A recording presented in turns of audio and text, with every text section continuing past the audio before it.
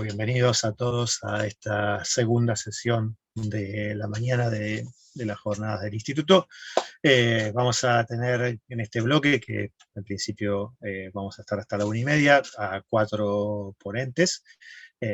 Así que bueno, vamos a ir primero escuchando a cada uno de ellos y después al final pasamos a la ronda de preguntas que quieran hacer y el debate. La primera exposición es la de Carlos García Magó, que tiene por título Oficios de libres y esclavos a través de los agrónomos durante la República Romana. Así que bueno, ya le damos voz y pantalla a Carlos para que arranque. Bueno, muchas gracias. Saludos a todos los presentes. Voy a compartir pantalla.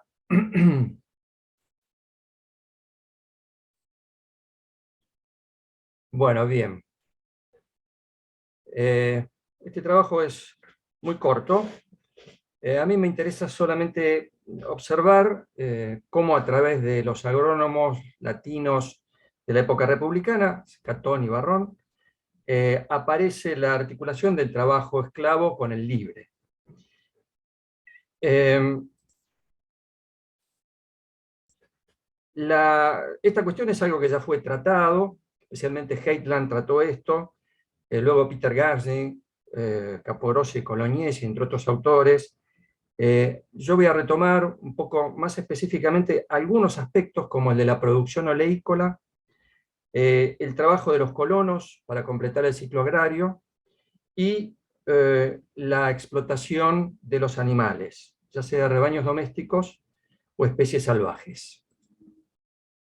En el inicio de la obra de Catón, de Agricultura, Catón hace ya una referencia a la importancia de estar en buenas relaciones con los vecinos. Esto es algo que en general se puede leer habitualmente. Esto le permitirá al propietario de la finca poder encargar trabajos y contratar jornaleros más fácilmente. Es decir, que la administración de la villa descansa necesariamente en parte en la disponibilidad de trabajo libre cercano junto con el personal permanente esclavo.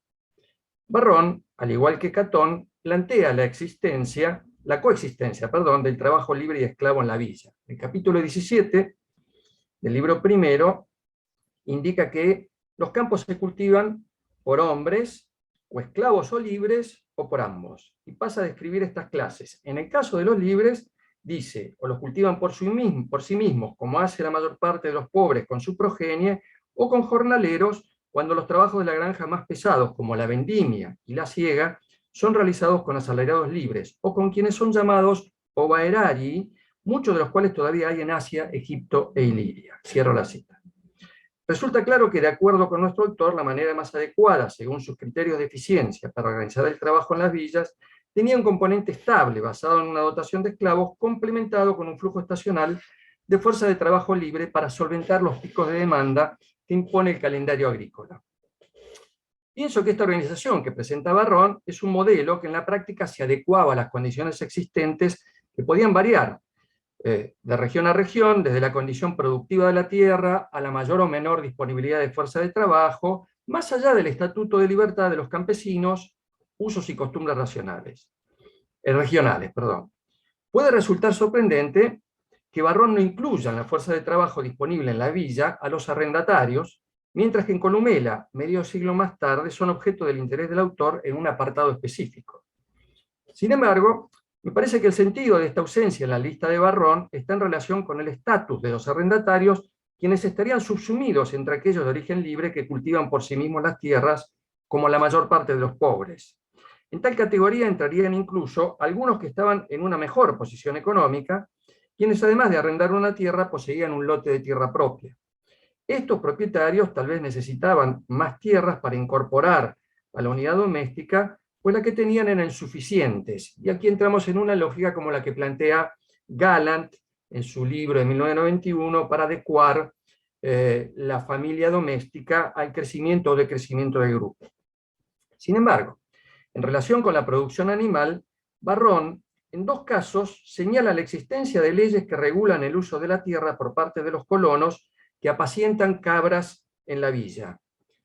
El primero hace referencia a la existencia de unas leges colónicas que impiden el apacentamiento de los cabritos del colono en una tierra plantada con brotes. En el ejemplo no es evidente que se trate de arrendatarios de una villa, pero está a continuación de las limitaciones que pone el amo para el pastoreo del rebaño de sus esclavos, como dice ahí arriba, el servus peculium, y es una continuación de las prevenciones que toma para explotar su finca. El segundo caso indica que en el contrato de alquiler de la finca, lege locationis fundi, se suele determinar que las crías de las cabras del colono no pasten allí. A diferencia de Denis, quien plantea en su obra Colonus que estas son referencias a ricos colonos que arriendan plantaciones completas, creo que la prescripción es para salvaguardar las viñas u otra producción arbustiva como olivos recientemente plantados del rebaño de uno o varios colonos que arriendan parcelas en la villa. La evidencia de los arriendos en Catón es más controvertida, ya que en general hay un consenso en estimar que la forma del contrato de locatio conductio es probablemente posterior a su obra, aunque el arriendo ya era usual, como resulta evidente a través del texto. En el de Agricultura 144, Catón establece cómo debería ser el contrato entre el propietario y un contratista que provee la fuerza de trabajo para la recolección de las aceitunas. La recolección podía no solo ser organizada por el propietario o su capataz, el custos, sino también por el comprador de la cosecha. Catón no brinda la opción de que este trabajo pueda ser realizado por los esclavos permanentes de la villa. Por otra parte, si bien es preciso respecto a la categoría de quienes trabajan para el contratista, leguli, que son los que recolectan los frutos caídos, y strictores, quienes se especializan en arrancar los frutos de los árboles, no es explícito sobre si estos recolectores son libres o esclavos, aunque, como veremos ahora, el contexto más bien inclina la idea de lo primero, es decir, de que son libres antes que lo segundo. Catón indica que todos los recolectores deberán realizar un juramento, omnes juranto, delante del propietario de que no han robado las aceitunas. Pero si alguien se negara a jurar, no se le pagaría el trabajo realizado. Esto sugiere que se trata de trabajadores libres, pues los esclavos seguramente serían apaleados en caso de ser descubiertos robando. En el caso del contrato para el prensado de las aceitunas, aparece igualmente la posibilidad de alquilar operarios para la tarea o incluso de contratar la totalidad de la misma. También aquí el propietario toma la prevención de hacer jurar a los trabajadores que no robarán bajo apercibimiento de la deducción de la paga. En el caso del contrato por venta de las aceitunas en el árbol, que es el que sigue, el 146, Catón sugiere la posibilidad de que si el comprador era un contratista que realizaba la recolección, pero no se hacía cargo del pago debido a los recolectores y los molineros, el propietario podía voluntariamente asumirlo, como está destacado ahí, si dominus volet solvat. Entonces el comprador quedaba como deudor del propietario por ese monto, debiendo dar fianza contra la hipoteca de las aceitunas o el aceite comprado, que aún estaba bajo control del dueño de la finca. Esta situación evidencia que los trabajadores eran jornaleros libres, contratados por el comprador de la cosecha y no sus esclavos. En el capítulo 136 aparece una interesante referencia al mantenimiento de la tierra trabajada por los trabajadores libres. La frase que introduce el contrato por la tarea que se llevará a cabo es casi telegráfica. Politionem quo pacto dari oporteat. La colección Lev, que toma a la biblioteca teuneriana, incluye una adenda, que es partiario, que está marcada allí, de Keil, de su edición de los manuscritos, cuya lógica se sigue del capítulo siguiente, que es el 137, donde Catón escribe sobre el contrato realizado sobre el cuidado de un viñedo con un partiarius. Bien, la interpretación sobre el estatuto de este trabajador del capítulo 136 ha variado ampliamente en la historiografía, desde un jornalero a un arrendatario. Yo considero que el colonus partiarius de Catón es probablemente un arrendatario que debe la renta en especie, es decir, en parte del producto. Aunque no aparece explícito dicho contrato, entiendo que el interés de Catón en estos capítulos 136 y 137 se dirige hacia la forma en que se deberán establecer las prestaciones de trabajo del colono arrendatario para realizar tareas sobre las tierras del propietario. No obstante, podría tratarse de un trabajador externo. El contrato es sobre el mantenimiento de la tierra y especialmente sobre el desmalezamiento, de acuerdo a lo que la palabra politio sugiere. Esta actividad está asociada al trabajo libre, ya que Catón incluye en el inicio de la obra al politor entre los trabajadores a jornal. Sin embargo, como aparece en el desarrollo del pasaje, se puede observar que el trabajo incluye además la siega, la recolección y la trilla. El pago por la tarea es proporcional a la capacidad productiva de la tierra y se expresa en un porcentaje sobre la cosecha. Esta forma de pago indica que el colono, a diferencia del jornalero, desarrollaría una actividad que acompaña el ciclo agrario completo. Así Catón establece una jerarquía de acuerdo a la calidad de la tierra, y los rendimientos son establecidos en dos regiones específicas, Casinum y Venafrum, en 4 tipos de tierras distintas, las de calidad óptima, Ager Optimum, y esta parece que se encuentra solo en la región de Venafrum, y los 3 tipos restantes en ambas localidades que dividen tierras de buena calidad, Loco Bono, las suficientemente buenas, Satis Bono, y las del tercer tipo, tierras pobres, Tertio Loco. El trabajo sobre la tierra óptima se paga con un porcentaje de 1/9. Al realizado sobre la tierra buena corresponde un pago de 1/8, sobre la tierra mediocre 1/7 y sobre la de menor calidad 1/6. Estos porcentajes se aplican si el grano se divide en cestas, pero luego se indica que si el grano se divide en modios, corresponde el pago de 1/5 parte en todos los casos. Aparece así una oposición entre el porcentaje correspondiente al grano dividido en las cestas y el grano dividido por modios, granum corvi dividere y el modio dividere, que aparentemente altera el porcentaje del monto, recibido por el colono. La primera expresión hace referencia a la división antes de la trilla, mientras que la segunda es luego de la misma, y se indica el tipo de recipiente que contiene el grano antes y después de la operación. La oposición entre ambas formas de medir el grano resulta de una variación que oscila entre 1/9 y 1/6 según la calidad de la tierra antes de la trilla, y por lo tanto se estima sobre la cantidad de cestas resultantes, o una quinta parte fija que el colono percibe por su trabajo luego de la operación de la trilla, sin importar la calidad de la tierra trabajada. Frank interpreta el pasaje de la siguiente forma, porque es complejo. En el deshierve y la cosecha, la superficie cultivada es la misma, ya sea que la cosecha sea buena o mala. Por lo tanto, el porcentaje de la cosecha que se le da al colono varía entre 1/9 y 1/6. De modo que su parte será aproximadamente siempre de 8 modios por yugada, cualquiera sea la cosecha. Pero en la trilla, el trabajo varía con el rendimiento, y el trabajador tiene que trabajar más tiempo si la pila de trigo es más alta. Por lo tanto, una parte constante, que es una quinta parte, es más justa que si la paga fuera proporcional a la superficie cultivada. Lo que hay que resaltar es que la aplicación de los porcentajes por el pago del trabajo incluye el mantenimiento y la cosecha de acuerdo a la calidad de la tierra, y da por resultado una cantidad cercana siempre a los 8 modios de grano por yugada. Es decir, que si bien aparece un porcentaje según la calidad de la tierra, el pago termina siendo una cantidad fija. Por el contrario, si el colono interviene también en la trilla, el pago es un porcentual del 20% sobre el resultado final de la cosecha. Creo que podemos deducir del pasaje que el colono resulta una fuerza de trabajo disponible en la villa, a la cual el propietario puede recurrir sin depender de la oferta existente en los alrededores.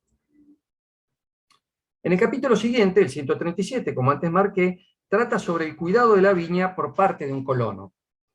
Allí brevemente Catón señala que el colono deberá ocuparse de cuidar el fundus, el arbustum y la tierra dedicada al cultivo de cereales, Ager frumentarius. El análisis del fragmento es complejo, ya que la información que brinda el autor es magra. Las opiniones, como en el caso anterior, se dividen entre quienes interpretan que quien se ocupa del cuidado del viñedo es un tenente, otros un aparcero, es decir, que divide a medias, y otros simplemente un jornalero. Denis concluye que se trataría de un especialista encargado de realizar ciertas tareas, muy probablemente un granjero vecino con un par de bueyes que se ganaba un dinero extra de esta forma. Y sugiere que podría tratarse de alguien que realizara este mismo trabajo en varios lugares a la vez, aunque duda por el hecho de que resulta obvio que este trabajador debería haber permanecido una cierta cantidad de tiempo en el fundo. Obviamente, estas tribulaciones se ven resueltas si quien se encarga del trabajo es un colono arrendatario que reside en la unidad productiva. Opción por la que me inclino, como ya he planteado más arriba, aunque no se debe descartar la posibilidad planteada por Denis. Cabe señalar que la necesidad del cuidado de la tierra del cultivo de cereales está ligada al hecho de que la técnica para el cultivo de la viña, llamada arbustum, es la del apoyo de la misma en otros árboles intercalados con franjas de tierras sembradas con cereal, una forma tradicional de policultivo mediterráneo. Contrariamente a estos ejemplos, otras tareas parecen estar específicamente reservadas a los esclavos, como el cuidado de los rebaños. Esto resulta habitual durante la República, y basta recordar el papel central de los pastores en varias de las revueltas esclavas del siglo II antes de nuestra era. Cuando Catón trata sobre el alquiler de las tierras de pastoreo, que está en el 149, indica que si había diferendos sobre daños entre el propietario y el arrendatario, o no se saldaba el pago del arriendo, se realizaba una prenda sobre los animales y los esclavos que allí se encontraban hasta que se alcanzara una resolución judicial. Don Carlos, que Barrón, intervenga. ¿no? Llegamos a los 15 minutos. Sí, ya termino. Barrón trata con mayor profundidad que Catón el tema de los pastores esclavos. Incluso indica la conveniencia de usar niños y niñas para acompañar a los rebaños menores siempre que haya que volver diariamente a la finca. En cambio, para seguir a los rebaños en largos recorridos, sugiere la elección de hombres fuertes y resistentes, capaces de enfrentarse con animales salvajes y bandoleros, por lo cual frecuentemente iban armados. Dice también que estos esclavos es conveniente que sean acompañados por sus mujeres para que les preparen sus comidas y los hagan más diligentes. Cuando trata en el libro tercero sobre la cría y la alimentación de los animales en la granja, Pastio Huilatica, como gallinas, patos, gansos, tordos, jabalíes, corzos, liebres, peces, abejas y lirones, entre otros, también aparecen diversos tipos de especialistas: pajareros, cazadores y pescadores, aucupes, buenatores, piscatores. Para proveer y o cuidar estos animales, aparentemente todos ellos esclavos. En el caso de las gallinas en particular, señala la conveniencia de que un gallinarius, su cuidador, habite al lado del gallinero. Se podrían multiplicar los ejemplos sobre ambos textos de los agrónomos, pero sin embargo creo que los elementos presentados alcanzan para afirmar la normalidad de la articulación del trabajo esclavo y libre durante los siglos II y I antes de nuestra era. Y eso es todo, muchas gracias. Bueno, Carlos, muchas gracias por la exposición y por el buen uso del tiempo. Después pasamos a las preguntas cuando sean todas las ponencias. Ahora, en segundo término, vamos a escuchar a Marcelo Perelman Fajardo, que tiene una ponencia titulada La importancia de la evidencia papirológica del Egipto romano para el conocimiento de las relaciones entre terratenientes y arrendatarios en el mundo antiguo. Así que bueno, Marcelo, ya podés empezar. Bueno, muy bien, muchas gracias. La gran cantidad de papiros del Egipto romano que han sobrevivido hasta nuestros días constituye, sin lugar a dudas, uno de los corpus documentales más importantes para el conocimiento del mundo antiguo. Allí se pueden encontrar todo tipo de información relativa a la economía cotidiana de las personas, desde contratos de arrendamiento de tierras, de servicios laborales o de alquiler de animales, hasta registros contables de las haciendas o cartas privadas. Semejante evidencia documental, que a día de hoy todavía sigue creciendo a través de nuevos descubrimientos, es una referencia ineludible a la hora de investigar la vida económica y social en el Imperio Romano. Sin desconocer las obvias particularidades que presenta Egipto, su rico corpus de fuentes puede ser de un valor incalculable para alcanzar, por medio del análisis comparativo, un conocimiento mayor de otras regiones del imperio menos favorecidas en la preservación documental. En este sentido, el presente trabajo se propone contrastar esta evidencia con algunas de las conclusiones a las que arribábamos en nuestra investigación doctoral versada sobre los contratos de arrendamiento en la Italia romana. En aquel trabajo, nuestras conclusiones fueron las siguientes. Primero, el arrendatario romano, conocido en las fuentes en latín como colonus, era un productor directo que principalmente trabajaba la tierra con la ayuda de su grupo doméstico y en ocasiones la de algún esclavo. Segundo, las tierras trabajadas por los colonos eran generalmente parcelas secundarias o adyacentes a las grandes explotaciones intensivas de las villas itálicas. Tercero, mientras que la producción en el sector principal de las grandes villas consistía fundamentalmente en cultivos comercializables, como el olivo o la vid, la producción en las parcelas de los colonos consistía básicamente en trigo. Y cuarto, los contratos de arrendamiento de tierras se asemejaban más bien a un contrato laboral donde un arrendatario trabajador con relativamente escasa autonomía debía obedecer las directivas del dominus o del administrador de la hacienda. No obstante, hay que aclarar que las conclusiones defendidas en nuestra tesis no gozan del consenso actual entre los académicos. En los últimos tiempos, el reconocido historiador austríaco Walter Scheidel ha defendido, en su respectiva tesis doctoral, que el colono romano mencionado en las fuentes literarias, principalmente en la obra de Columela, pero también, por ejemplo, en la obra de Catón o en la de Varrón, que mencionaba recién Carlos García, ¿no?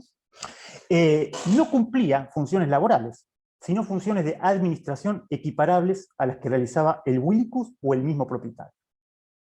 De esta forma, el colono no sería un productor directo de origen campesino, sino un miembro enriquecido de las clases curiales municipales, encargado de dirigir los trabajos del plantel de esclavos de la hacienda. Por su parte, el historiador norteamericano Dennis P. Kehoe, perteneciente a la escuela neoinstitucionalista, ha abogado por comprender el fenómeno del arrendamiento como una estrategia de las clases propietarias para compartir con los arrendatarios el riesgo y la carga de la inversión. Si bien, a diferencia de Scheidel, Kehoe consideraba que el colono era un pequeño productor, su principal función no consistiría en trabajar la tierra, sino en la inversión continua de capital que le permitiría a unas clases propietarias rentistas desligarse del costoso e indeseable proceso de mantenimiento de sus haciendas. Como se podrá ver, el debate académico en torno a la naturaleza del arrendamiento en el mundo antiguo está atravesado por radicales divergencias acerca de la interpretación de las fuentes, principalmente de corte literario. En este sentido, cobra una gran importancia la evidencia papirológica del Egipto romano, que no es literaria, sino que directamente refleja las relaciones que entablaban arrendatarios y propietarios en los contratos que realizaban. Proponemos entonces abordar, como una primera aproximación al tema, el así denominado Archivo de los descendientes de Laques, una próspera familia de terratenientes que poseía tierras en las aldeas de Teptunis y de Teogonis en la región del Fayum, en el Nuevo Arsinoíta, durante el siglo II después de Cristo. Conocemos sus actividades económicas gracias a los papiros descubiertos en Teptunis por investigadores italianos de la Universidad de Estudios de Milán, liderados por el papirólogo Achille Bogliano en la década de 1930 y publicados como los papiros de Milán Bogliano. Así se lo encuentra, digamos, catalogado. Comencemos entonces, por ejemplo, por el papiro de Milán Bogliano 6275, datado entre el año 133 y 134, que contiene un logos exphorion, esto es un recuento de rentas en producto provenientes de tierras en propiedad de un tal patrón, hijo de Geminos, uno de los descendientes de Laquis. Los arrendamientos de los que dan cuenta este papiro, cuya localización exacta y monto de renta puede leerse, son los siguientes. 2 parcelas de 11 aruras de tierra en la aldea de Ptolemais, una arura equivale aproximadamente a una yugada, o sea, a un cuarto de hectárea, que pagaban 60 artabas de trigo, una, y 78 la otra. Una artaba equivaldría aproximadamente a 30 kilos. ¿Sí? Una parcela en la aldea Querquesefis, que pagaba 80 artabas anuales, ¿no? Una parcela de 11 aruras en la aldea de Samaria, que pagaba 80 artabas, y una parcela de 3 aruras en la aldea de Teogonis, que pagaba una renta en trigo, cuyo monto desconocemos. Como se puede ver, todos los arrendamientos de tierra registrados en este papiro son de tierras cerealeras. Hay que señalar que las rentas que se pagaban eran altas, ¿sí? Entre las 10 y las 14 artabas por arura, lo que se debe también a las cosechas excepcionalmente altas que daba la tierra, aunque con una rotación de por medio de cultivos forrajeros, como vamos a ver ahora en un contrato. Además de la lista de rentas, contamos con varios contratos de arrendamiento realizados por los descendientes de Láquez, con campesinos, cuya finalidad era el cultivo de trigo, pirú, como aparece en las fuentes en griego. ¿Sí? Sirva como botón de muestra el papiro de Milán Bogliano 263. En él podemos observar un típico contrato de arrendamiento. Se repiten siempre las mismas fórmulas, ¿no? Datado en el año 170 después de Cristo, donde un tal Penis, hijo de Orcenifus, de la aldea de Teogonis, y Ciros, hijo de Demetrio, del distrito de Macedonon, o sea, son dos, arriendan 8 aruras de tierras de cereales en la aldea de Teogonis, por un lapso de 6 años. Las condiciones del contrato estipulaban que debían cultivar en el primer, tercer y quinto año pienso para oveja, corto, ¿sí? Con una renta a pagar por año de 64 dracmas. ¿Sí? Mientras que en el segundo, cuarto y sexto año debían cultivar trigo, ¿sí? Con una renta en producto a pagar de 107 artabas de trigo, dentro de las que se encontraban 8 artabas en concepto de semilla que recibirían los cultivadores arrendatarios. Ambos se comprometían a realizar todas las operaciones anuales pertinentes a su costa sin cometer daño alguno, a pagar la renta en el mes de Pauni, equivalente a finales de mayo y principios de junio, a medir el grano entregado en la era del propietario y con su instrumento de medida, a que el grano sea medido por el frontistes o capataz del propietario, una especie de actor, si quiere pensar en términos latinos, ¿sí? A que el pago de la renta en dinero sea realizado en el mes de Famenetó, equivalente a finales de febrero y principios de marzo, a que los impuestos estatales sean pagados por los propietarios, a hacerse cargo cada año de los costos de transporte del grano y finalmente a devolver el terreno después de este tiempo libre de juncos, hierbas y de todo tipo de malezas. ¿Sí? O sea, para el resto del imperio no existe esta evidencia. Solamente un contrato de arrendamiento solo se puede encontrar en el Egipto romano. ¿Sí? En el resto del imperio son evidencias literarias que se pueden leer como en Catón, en Varrón, en Columela, ¿sí? O en otros como Plinio el Joven, ¿sí? Pero son referencias de relaciones con arrendatarios, ¿sí? O sea, contratos, estos son los que se encuentran sí, en esta zona. No repetiremos obviamente la lectura de todos los contratos, cuyo formato es muy similar, sino que nos limitaremos a indicar, cuando esto fuera posible, el año, el lugar, la extensión de la parcela alquilada, duración del arriendo, el producto que los arrendatarios debían cultivar y el monto de la renta. De esta forma podemos observar que en el papiro 264, datado del año 169, un tal Sátiros y el hijo de un tal Polión arriendan por 4 años una parcela de 8 aruras de extensión en la aldea de Teogonis, con la obligación de cultivar pienso para oveja en el primer y tercer año sin la obligación de pagar una renta, y trigo en el segundo y en el cuarto año. O sea, se va repitiendo siempre esta combinación, ¿sí? De trigo y de cultivo forrajero.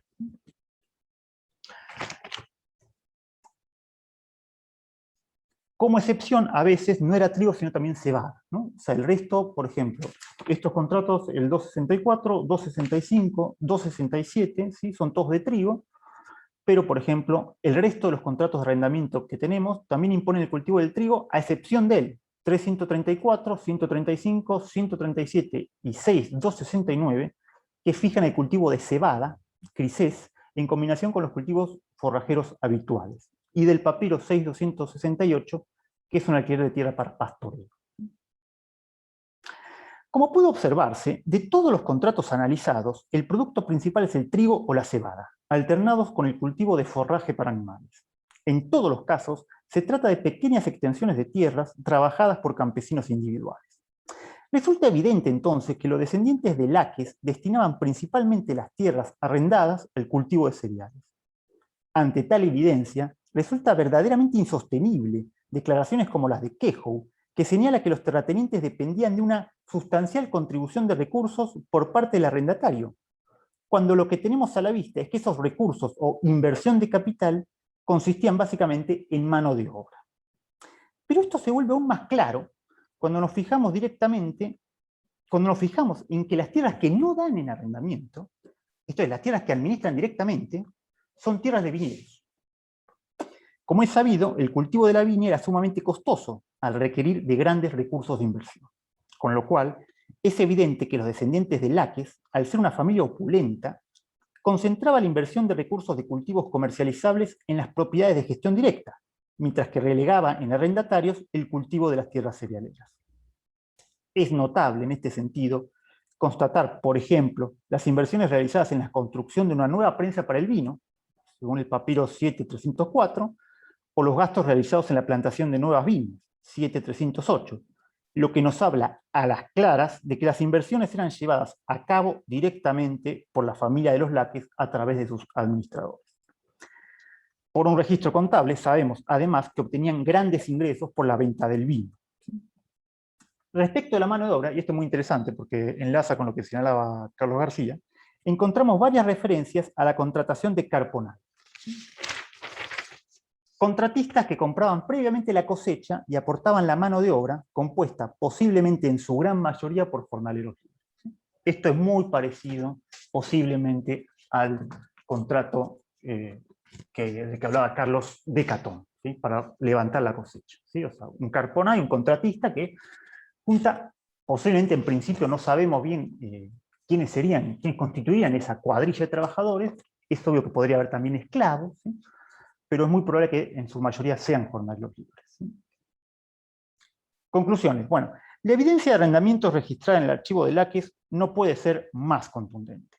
A contramano de lo propuesto por autores como Quejoux para el caso egipcio o Scheidel para el caso itálico, los arrendatarios no contribuían con capital ni compartían el riesgo de las inversiones con los terratenientes. Su contribución no era financiera, sino laboral, con el agregado de cierta experticia en determinadas actividades, lo que nuestros autores no dudarían en denominar como una inversión de recursos humanos. Pero finalmente la evidencia es la que es, y este tipo de teorías preconcebidas terminan desintegrándose ante un análisis pormenorizado de la realidad histórica. ¿Es posible entonces trazar similitudes entre el caso egipcio y otras zonas o regiones del imperio? Creemos que sí, porque como nos recuerda Dominic Rathbone, la verdadera razón por la cual los estudios de historia económica han tendido a ignorar la evidencia papirológica no radica en la supuesta excepcionalidad del Egipto romano, sino más bien en las dificultades de interpretación que este tipo de fuentes ha presentado tradicionalmente. Con todos los matices obvios que se puedan marcar, es imprescindible comprender que la evidencia del Egipto romano puede y debe ser utilizada para conocer más a fondo la economía del Imperio Romano. Bueno, eso es todo. Muchas gracias. Bueno, Marcelo, muchas gracias. Te sobró un minuto, así que gracias por ajustarte al tiempo. Bueno, vamos a continuar con la siguiente ponencia. Le toca es el turno de Ailín Fernández, que tiene una ponencia titulada Un asentamiento fortificado en la frontera oriental del Reino de Granada, el caso de los vecinos de Cúllar, siglos XIV y XV. Bueno, Ailín, todo tuyo. Bueno, muchas gracias, Diego. Paso a presentar pantalla.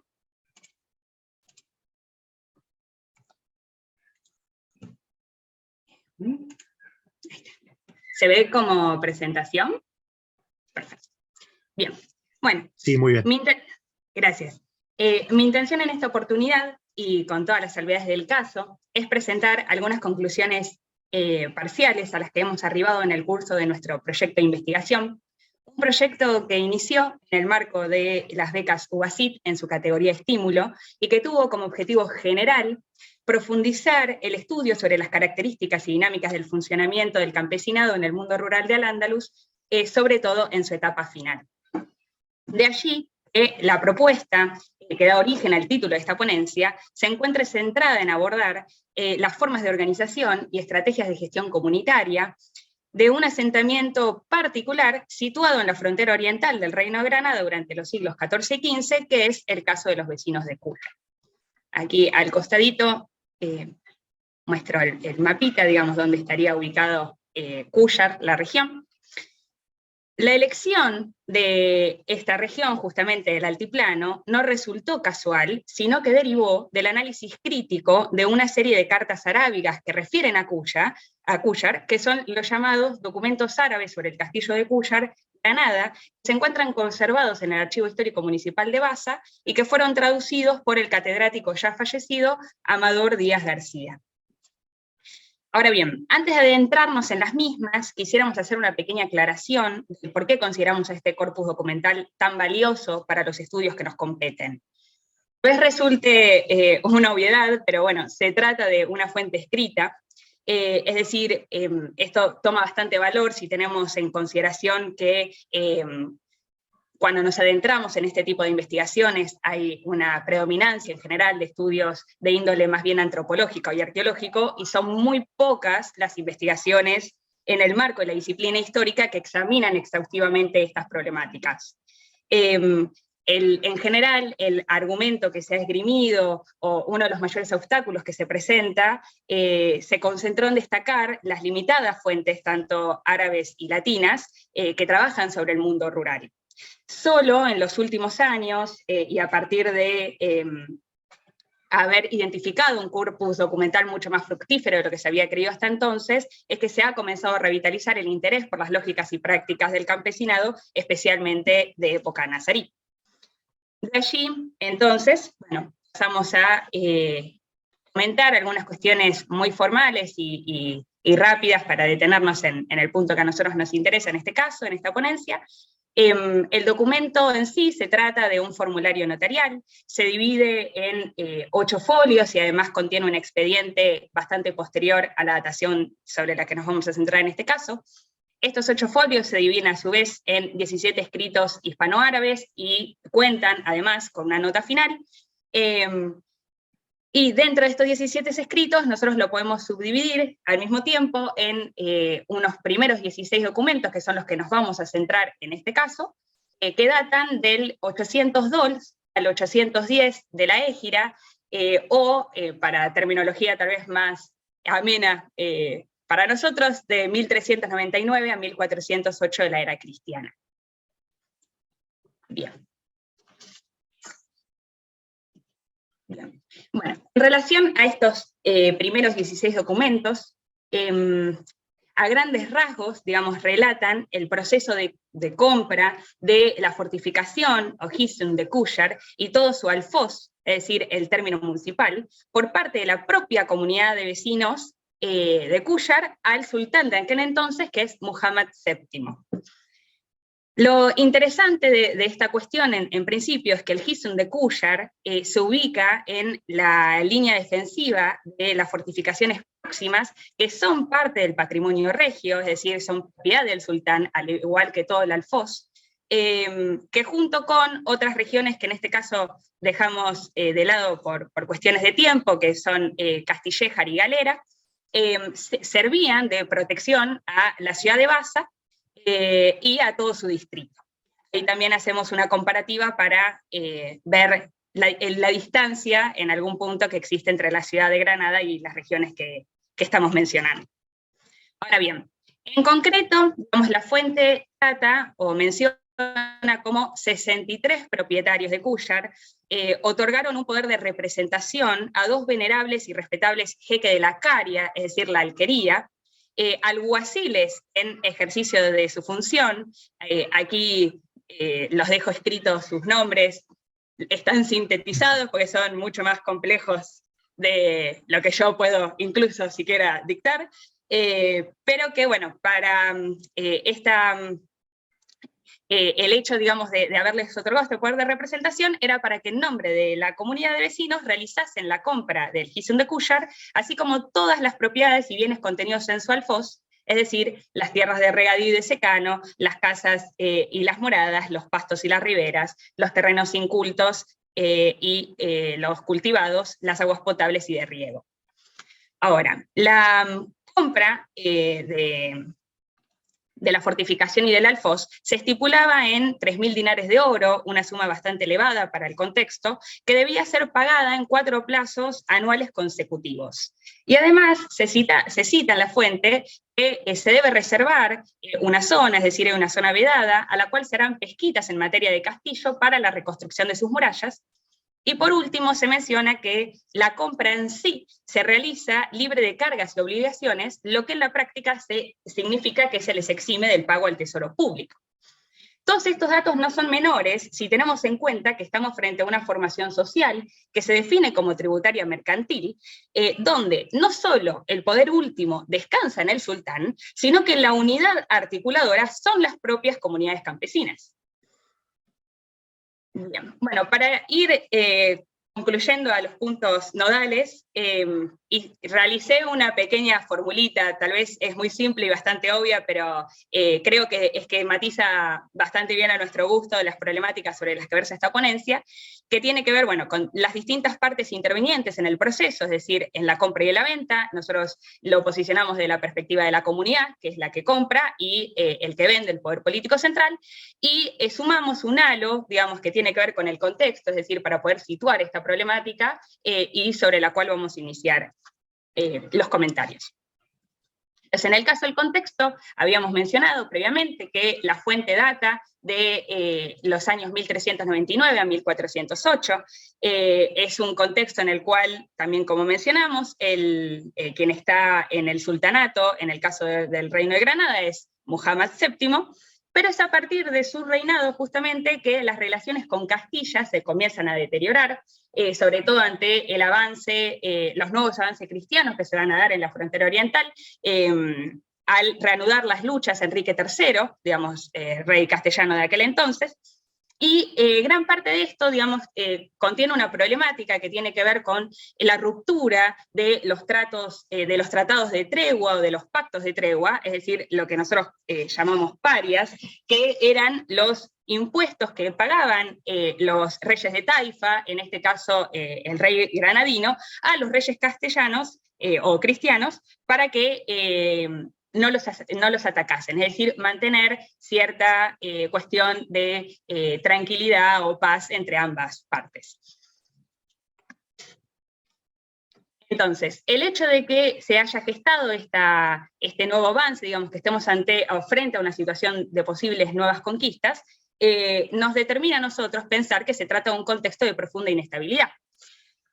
En la fuente nosotros pudimos observar algunos elementos que podrían darnos indicios efectivamente a estas cuestiones, que tienen que ver, en primer lugar, con algo que habíamos mencionado recién, el tema de la reparación de las murallas, es decir, si estamos pensando que es necesaria una reparación o una reconstrucción de este espacio que asumimos ser defensivo, evidentemente podríamos pensar que hasta este momento, por lo menos durante una serie de décadas, no fue necesario ningún tipo de enfrentamiento o de utilización de esa fortificación como tal.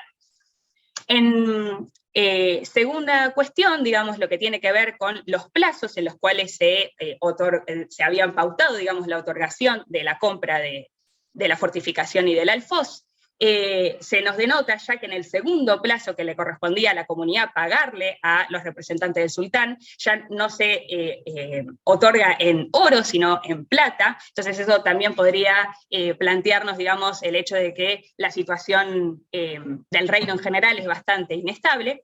Y por último, que es el dato más evidente que se desprende de la documentación, que tiene que ver con, bueno, se habían pautado 4 años consecutivos en los pagos y finalmente terminaron siendo 9 en el proceso de compra. Entonces, en este sentido, pasamos a una de las partes intervinientes que tiene que ver con el poder político central, y aquí una de las preguntas que nos hicimos o que giró en torno a toda esta cuestión es, bueno, ¿por qué la venta de un patrimonio real? Digamos, ¿qué motiva o por qué el sultán granadino vendería una de sus propiedades reales a la comunidad? Entonces, si consideramos el periodo de inestabilidad y la situación de conquista, podríamos suponer que el poder político central debiera solventar económicamente una necesidad militar inminente. Tal vez el dinero se emplearía para la dotación de un ejército o la financiación de armas.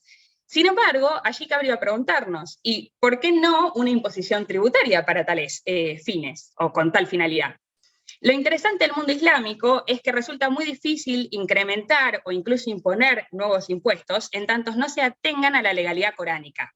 Si tenemos en cuenta además que el reino nazarí se rige por la escuela malikí, una de las escuelas de derecho, o fiqh, no sé si lo estoy pronunciando bien, más rigurosas, no sorprende que la dinastía haya buscado alternativas para hacerse de recursos. Así,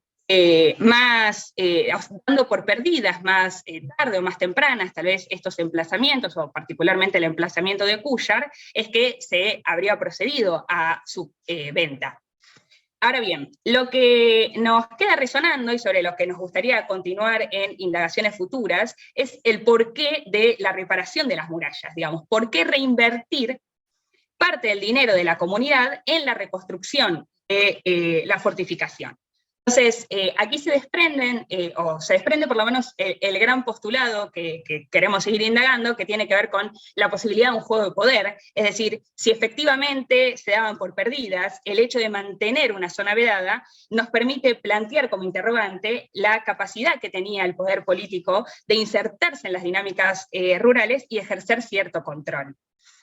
No obstante, también podemos pensar que el poder del rey no alcanzaba sino parcialmente estos espacios, y por lo tanto, que no fuese una competencia exclusiva del ejército real o del poder político central, la defensa, sino que las mismas comunidades podrían haber ejercido o podrían haber desempeñado funciones propias de control de su territorio y de vigilancia del mismo. Entonces allí surgen los otros interrogantes vinculados con la comunidad en sí misma, que tiene que ver con la cuestión de pensar si se tratan, o si podríamos decir que hay una posibilidad de autonomía de las propias comunidades en la organización del espacio. Allí la pregunta que giró en nuestro trabajo es, bueno, ¿por qué una comunidad tan pequeña como Cúllar se emprende a la compra de sus espacios de trabajo? Entonces, un aspecto que retomamos de Paz Esteves, que es muy interesante para estos planteamientos, es que no debemos pensar a los procesos de trabajo solo desde un aspecto económico, sino que también podrían pensarse incluso como cuestiones culturales, es decir, cuestiones identitarias. La comunidad, la región, la fortificación, son todas partes del paisaje, de la geografía en la cual habitan y conviven constantemente estas comunidades. Entonces, podríamos pensar que se trata tal vez de una compra en un sentido de pertenencia a la comunidad.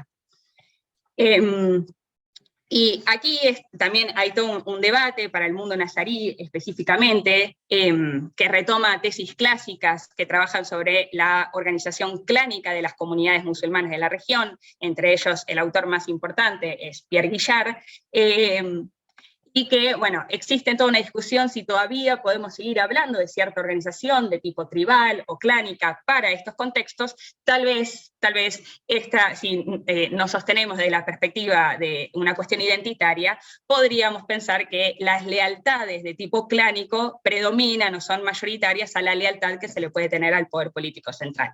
Pero es una discusión bastante abierta todavía. Y por último, para ir cerrando,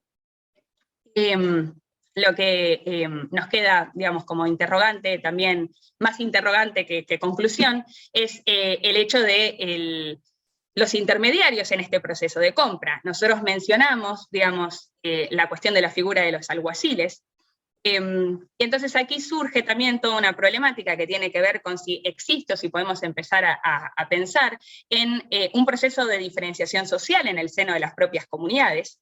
En tanto, digamos, la figura de los alguaciles podrían haber desarrollado cierto liderazgo, es decir, si existe un proceso de transformación en el interior de las comunidades campesinas o de las comunidades rurales, y cuáles habrían sido tal vez los elementos disolventes que el poder político central habría ejercido o no sobre estas comunidades para el desarrollo de estos liderazgos. Por otra parte, otra de las cuestiones que estamos teniendo en consideración y que quisiéramos indagar más en profundidad, tiene que ver con no olvidar que se trata de una situación de frontera, es decir, tal vez el hecho de la formación de estas diferenciaciones sociales o de la creación de liderazgos de una pequeña élite, incluso rural, podría estar vinculada con negociaciones con cristianos o de obtener ciertas ventajas respecto a la autoridad política. Bueno, dicho todo esto, en definitiva, la conclusión a la que hemos arribado es que son más nuestras preguntas e interrogantes que las respuestas que tenemos para el caso, pero bueno, la idea es continuar a futuro, seguir indagando y rastrear, tal vez hacer comparativas con otras regiones entre ellas Galera y Castillejar, que son mencionadas en la fuente, y también, bueno, con la situación de qué ocurre en un contexto plenamente cristiano, y qué ocurre también en simultáneo en el mundo cristiano, mientras ocurre toda esta compraventa en el caso de Cuya. Bueno, muchas gracias. Bueno, muchas gracias, Ailín, muy bien, también respetado el tiempo, estábamos justo.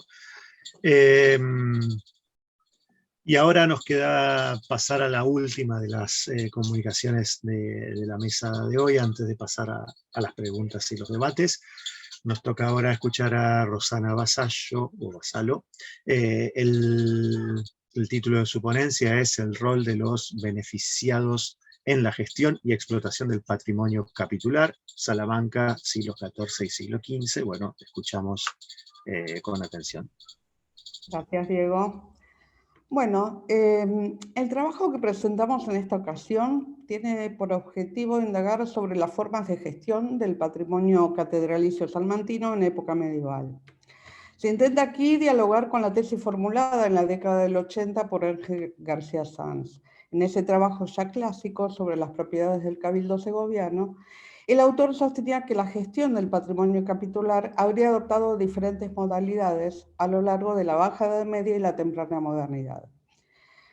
En la primera de estas formas de gestión, denominada gestión individualizada, que es en la que nos vamos a concentrar en este momento, el cabildo como colectivo no se habría ocupado de la gestión ni de la explotación directa de su patrimonio. Por el contrario, este habría sido distribuido por asignación a cada uno de sus miembros. Los beneficiados eran entonces responsables de esos bienes hasta su muerte, momento en el cual se realizaba una nueva asignación. En dicho sistema, el cabildo se reservaba el dominio eminente de los bienes, por el cual cobraba a cada prebendado una renta fija y le cedía el dominio directo de lo que el autor denominaba unidades orgánicas de explotación. Cada beneficiado, a su vez, cedía el dominio útil de los bienes a los cultivadores, reservándose ellos el derecho a percibir un canon como reconocimiento del dominio directo que retenían. Según García Sanz, el interés de los capitulares en el sistema se explicaba por el beneficio privado que obtenían de la diferencia entre la renta pagada al cabildo, canon fijo y en general poco oneroso, y la percibida por ellos de los cultivadores directos, que era fijada libremente sin intervención institucional. Dicha modalidad de gestión habría perdurado hasta la segunda mitad del siglo XIV, momento en el cual la caída demográfica y la paralela disminución de la demanda de tierras, producto de la crisis del siglo XIV, habría hecho que los capitulares perdieran interés en la intermediación, asumiendo el cabildo la gestión del patrimonio y dando lugar a una segunda fase que es la que el autor considera como gestión corporativa. La tesis de gestión individualizada se basaba entonces en tres pilares básicos. En primer lugar, la existencia de una política institucional que demostraba un desinterés en la búsqueda de la maximización de los beneficios y que priorizaba los intereses privados de sus miembros. En segundo lugar, la existencia de un monopolio en el acceso a la propiedad capitular por parte de los prebendados, ya sea por asignación directa, como sostenía García Sanz, o por participación en subastas cerradas, como sostienen muchos investigadores. Y por último, la obtención de esos bienes a precios, por parte de los prebendados, a precios bajos, aspecto que era el que garantizaba la apropiación privada del beneficio. Nuestro estudio se va a centrar entonces en estos tres aspectos relacionados, ¿sí? En primer lugar, y en relación al acceso a los bienes capitulares, digamos, en Salamanca debemos decir que el patrimonio del cabildo era cedido en arrendamiento, ¿sí? Un primer hecho que parecería contradecir la idea de un monopolio ejercido por los prebendados es que los bienes eran subastados en moneda pública. Los remates de bienes se encuentran registrados en las actas capitulares de los años 1298-1320. Durante la segunda mitad del siglo XIV, su registro fue reemplazado por las cartas de arrendamiento, en donde se hacía mayor hincapié en las obligaciones contraídas por el arrendatario que en el proceso mismo de concesión. No obstante esto, la práctica de los remates se documenta de forma secundaria pero ininterrumpida hasta al menos las primeras décadas del siglo XV. El cambio, no obstante, el cambio en la forma de registrar la cesión de bienes y derechos hace que las pensiones más tempranas tengan una relevancia cualitativa, ya que nos permiten identificar a las personas que actuaban en las subastas y conocer la dinámica de concesión de los bienes capitulares. El análisis de las actas más tempranas, entonces, nos permite inferir un funcionamiento de los remates restringido, pero no cerrado. Las menciones de personas ajenas al cabildo existen, aunque su número es limitado. De un total de 57 subastas de bienes inmuebles, rurales y urbanos, aproximadamente la mitad de ellas eran concedidas a un único postor, que en una abrumadora mayoría resultaban ser miembros del cabildo. De las 28 transacciones restantes, que poseen 2 o más pujas, encontramos que solo en 10 de ellas participaban personas ajenas a la catedral. Es decir, que la participación de legos en las subastas de bienes alcanzaría aproximadamente a un 30% del total. Una conclusión parece derivarse de este primer acercamiento. Los beneficiados poseían la prioridad en la concesión de los bienes, aunque no un auténtico monopolio. Creemos que es posible afirmar que la presencia limitada de laicos en las subastas de bienes capitulares se puede relacionar con la existencia de diferentes instancias por las que debían atravesar los bienes antes de ser entregados al mejor postor. Es decir, existían 3 subastas, primer cabildo, segundo cabildo y tercer cabildo. Recién en tercer cabildo eran entregados los bienes. Resulta plausible entonces suponer que el primer cabildo estuviera reservado a los capitulares, en donde los propios beneficiados pujaban entre sí por los bienes sacados en renta. Es interesante observar que el incremento de la renta resultante de la puja entre los beneficiados oscilaba entre un 25 y un 150% en el caso de los bienes urbanos y entre un 10% y un 200% para los bienes rurales.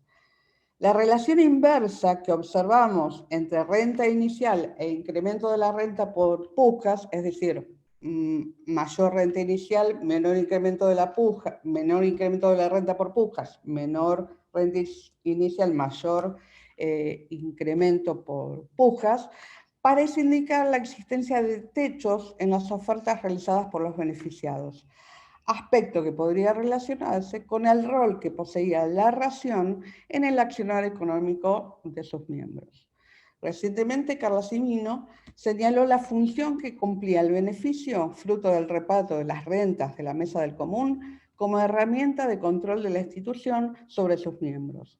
En lo que atañe estrictamente al patrimonio catedralicio, la ración y los aniversarios se constituían en el reaseguro institucional del pago de la renta o las fianzas, los cuales actuaban como crédito del que se descontaban las obligaciones contraídas por los miembros del cabildo. Sin embargo, el beneficio como crédito rentatario se revelaba como un techo que limitaba el incremento de la renta, aspecto que explica asimismo la incorporación y apertura de los remates hacia miembros ajenos a la institución una vez llegado a su tope más alto en el seno del cabildo. Las apreciaciones realizadas hasta aquí sobre el funcionamiento de las subastas de bienes capitulares se deduce del análisis de los registros que nos informan sobre las pujas. En ellos se advierten varios aspectos relacionados. En primer lugar, no existe evidencia documental de una puja iniciada por un laico, exceptuados, claro está, aquellos casos en los que no existía ningún otro postor que pujara por el bien en cuestión. Cuando los laicos se incorporaban a las subastas, su lugar en las pujas eran normalmente los últimos, último, antepenúltimo, aspecto que nos permite conjeturar que su actividad quedaba restringida al segundo y tercer cabildo. Por último, su presencia en las subastas siempre los muestra como ganadores y en la mayoría de los casos ese triunfo estaba asociado a un fuerte salto en el monto de la renta. El funcionamiento descrito hasta aquí explicaría el número limitado de postores laicos, así como también el número limitado de subastas en las que efectivamente participaban, ya que su actuación quedaba restringida muchas veces a aquellos remates en los cuales las pujas realizadas por los propios beneficiados no hubieran ubicado la renta en valores excesivamente elevados. Sin embargo, aunque limitada, su participación poseía un rol fundamental para el funcionamiento económico de la institución, ya que impedía cualquier intento por parte de los prebendados de deprimir el monto de la renta. No obstante esto, la lógica propietaria institucional que parece dominar en el funcionamiento de los remates no inhibía la existencia de mecanismos que, avalados por el propio colectivo, permitieran la existencia de acumulaciones privadas. Nos referimos en este caso a los traspasos de bienes. En los ejemplos más tempranos, solo contamos con la referencia explícita de tan solo 3 casos. En el año 1298, el asediano don Diego sacaba la heredad de Monterrubio para don Giraldo Monedero. En el 1300, Juan Martín Canónigo sacó 18 aranzadas de viña para Domingo Martín, carnicero de Villoria, y en el mismo año Miguel Pérez Canónigo sacaba la heredad de Valverdón para Pedro Monacino. Si bien los ejemplos que se extraen de los remates son muy escasos, la práctica del traspaso de bienes se encuentra plenamente documentada para la segunda mitad del siglo XIV y comienzos del XV. Los ejemplos más tardíos nos pueden orientar sobre la dinámica y el contenido que tenían dichas transacciones en fechas más tempranas. En los traspasos de bienes urbanos más tardíos es posible observar cómo una puja de la renta hacia arriba podía beneficiar a los prebendados de forma inmediata, sin negar la lógica propietaria de la institución, que veía incrementar sus rentas en el largo plazo. A modo de ejemplo, en el año 1378, Toribio Sánchez, racionero, dijo que tenía en renta del cabildo por 90 maravedíes unas casas en Santa Caterina y que sabía que algunas personas que se las querrían tomar en cuantía de 115 maravedíes cada año. Por esta razón, solicitaba al cabildo autorización para renunciar a las casas con la condición de que los 25 maravedíes de diferencia que el nuevo arrendatario, en este caso Juan Fernández, sobrino del asediano de Medina, pagaba además, se lo descontaran a él de otra renta que tuviera de manos del cabildo.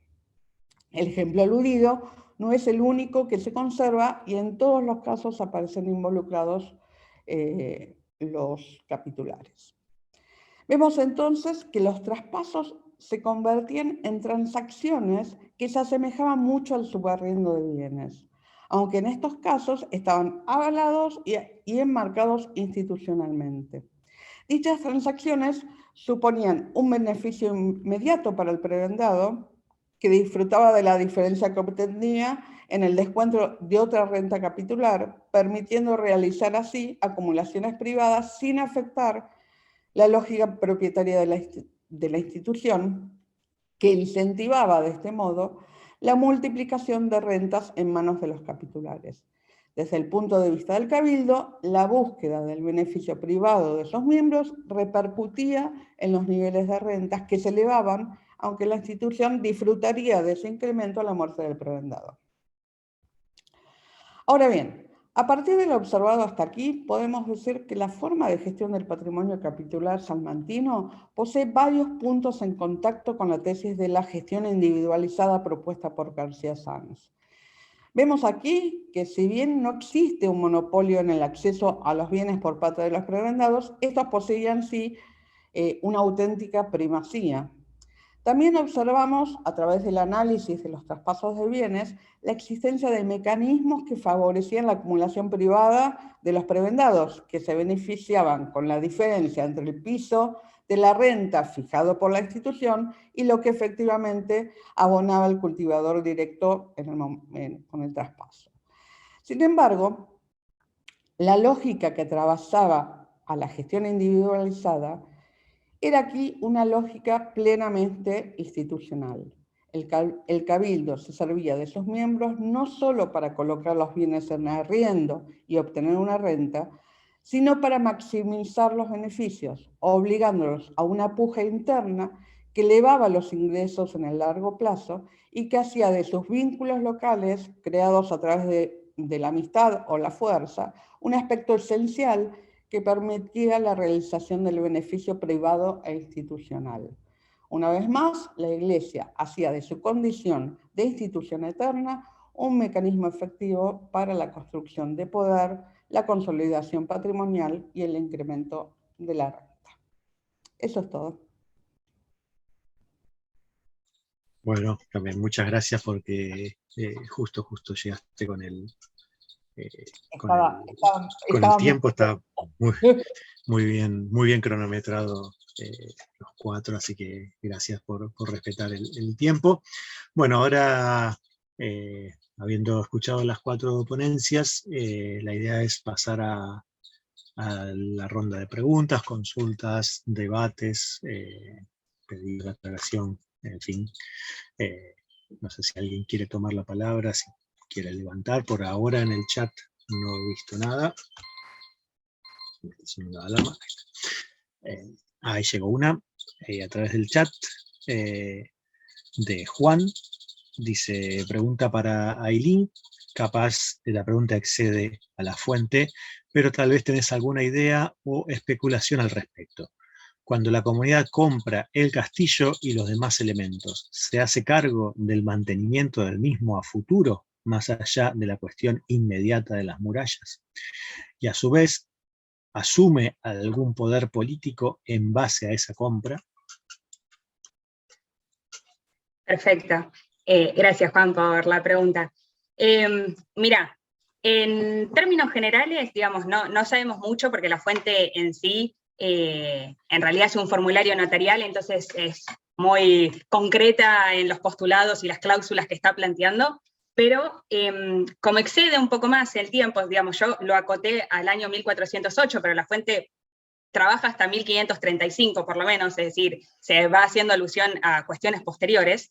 Una cosa que es interesantísima y que posiblemente lo quisiéramos abordar pronto, hace alusión a el expediente, un expediente que yo mencionaba, que es de un juicio que afronta a la ciudad de Baza y Cúllar contra un marqués, el marqués de los Vélez, en la cual se utiliza, digamos, la escritura de la compra efectiva de la comunidad como argumento para sostener de que eso le pertenece a la propia comunidad.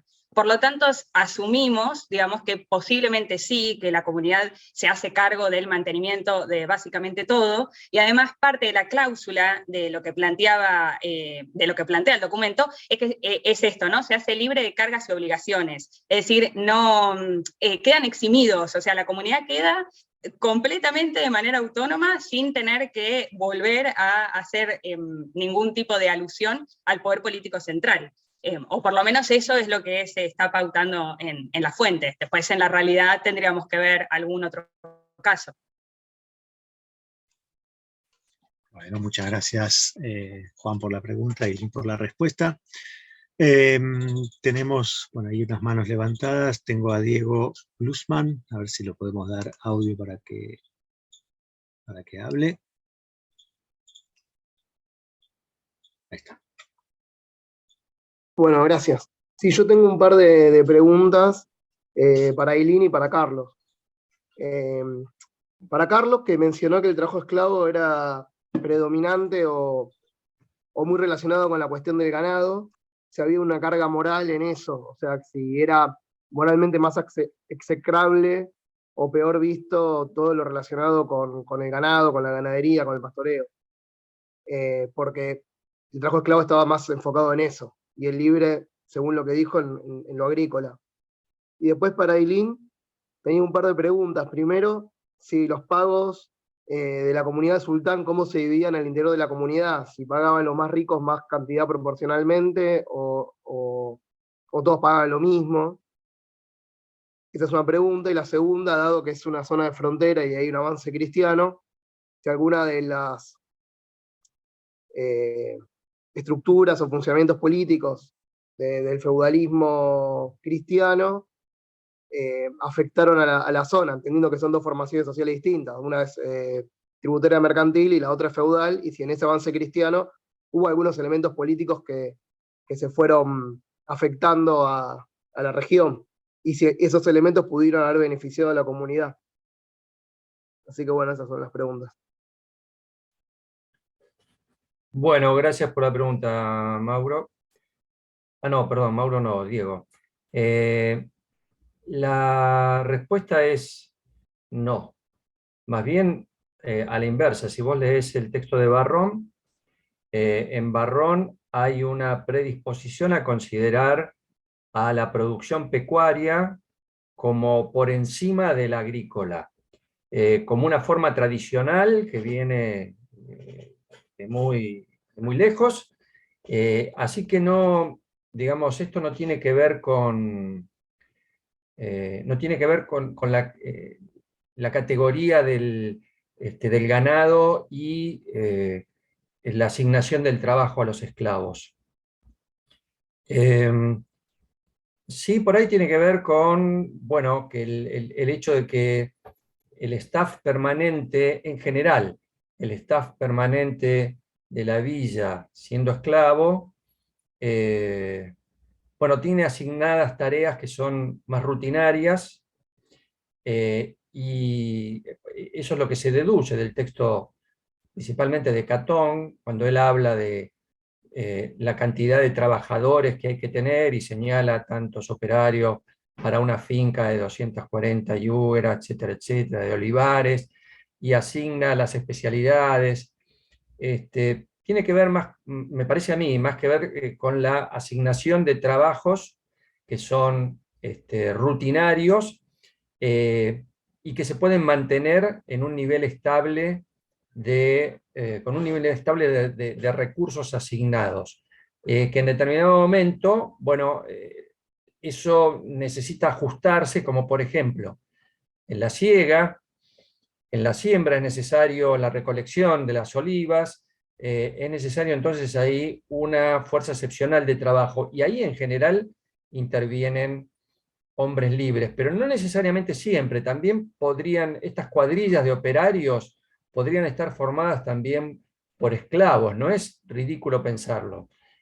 Lo que sí parece evidente es que la mayoría de ellas son de hombres libres, y parecido a lo que señala Marcelo para el caso del Egipto, y entonces, bueno, por ahí hay que repensar el papel de los jornaleros en las aldeas como un grupo disponible de manera permanente y no ocasional. Hay un autor que es Jairus Banaji, que ha planteado en un texto en Theory as History la idea del trabajo jornalero como con una importancia mayor a la que en general se le ha asignado. Creo que eso se podría, habría que hacerlo. Y además está el hecho también de que probablemente muchos de estos trabajadores temporales fueran mismos pequeños campesinos con lotes de tierra muy pobres, que no alcanzaban sobre esa tierra a sacar el sustento necesario para el grupo doméstico, y lo complementaban con trabajos temporarios. Por lo menos esto es lo que yo tendería a pensar. No sé si con esto contesto.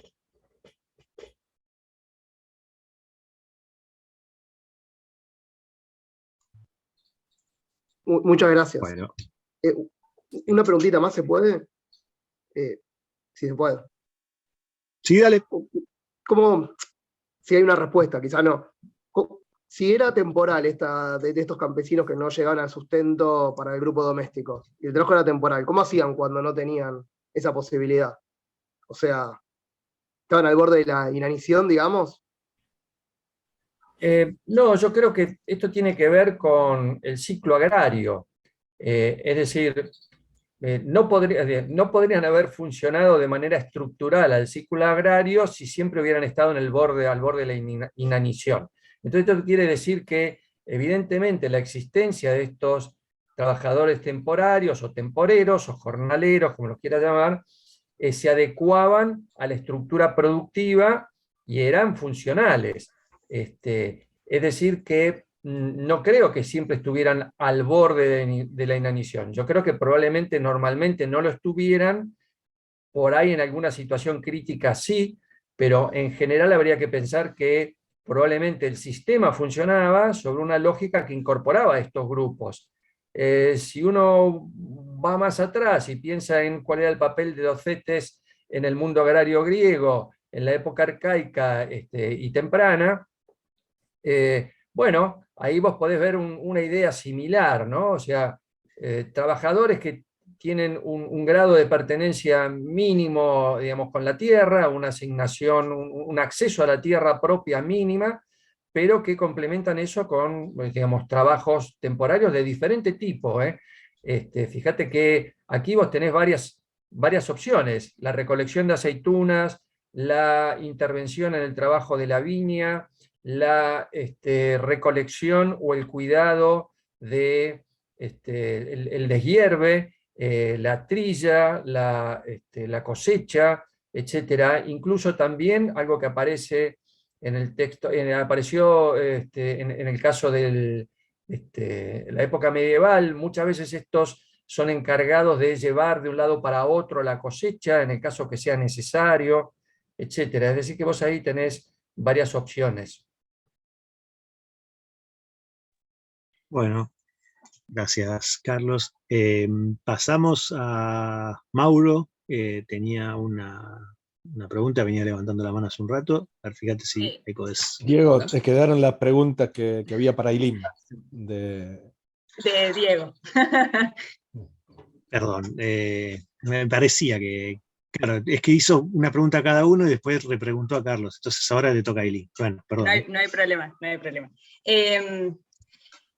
Mirá, la verdad es que no lo había pensado y es una pregunta súper interesante cómo está dividido los pagos. La fuente no lo informa, lo único que sí sabemos es que son 63 propietarios, digamos, ¿no? Nosotros asumimos que la compra de la fortificación es para toda la comunidad. No encontramos, o por ahora, digamos, no sé si existen censos que puedan datar más o menos la cantidad de población que hay en Cúllar, o que había en Cúllar, mejor dicho, en ese momento. Sí he buscado, digamos, censos que daten de hoy, y es una comunidad de máximo 1000 personas, es decir, es muy chiquita. Por lo tanto, es bastante llamativo, no solo el hecho, por un lado, de la cantidad de dinero que por la cual se está comprando esta fortificación, sino que si efectivamente es una comunidad muy minúscula, también cabe preguntarnos si no hay una relación entre otras comunidades que ayuden a todo este proceso de compra. En ese sentido, podría existir, digamos, como un pago diferenciado, es decir, que la élite, por un lado, y el sector, digamos, campesino, rural, más clásico, por otro, pero la verdad es que no lo sé, lo voy a tener en consideración para ver si lo puedo rastrear en alguna otra fuente. Y después, con respecto a lo del avance cristiano, digamos, eso es lo que todavía estamos por indagar más en detalle. Yo me concentré más que nada en trabajar lo que es la parte del contexto islámico en sí. Por lo tanto, todo lo que es qué pasa después de la conquista cristiana todavía no lo abordé en profundidad. Pero en principio, tal vez medio contestando lo mismo que le planteaba Juan, es que no sé si hay un beneficio o no, pero sí por lo menos se respeta cierta noción de propiedad dentro del mundo cristiano. Es decir, la comunidad logra vencer en ese juicio y le sigue perteneciendo este territorio con la fortificación y todo a la propia comunidad. Espero haber contestado algo. Bueno, gracias por la respuesta. Ahora sí, le toca a Mauro, si creo que te puedes bloquear el audio y preguntar. Dale.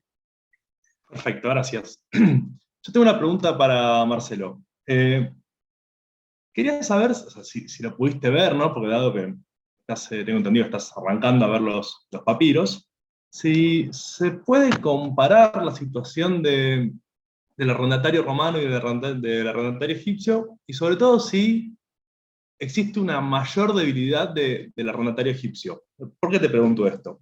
Recuerdo de tu tesis doctoral, ¿no?, que tuve el privilegio de leer en su momento, que planteabas que el propietario romano establecía con el arrendatario una suerte de rol paternalista, ¿sí?, y tenía que velar el interés económico, no podía demandarle al arrendatario cualquier cosa, y invertía un montón de esfuerzo, un montón de trabajo en velar en este interés.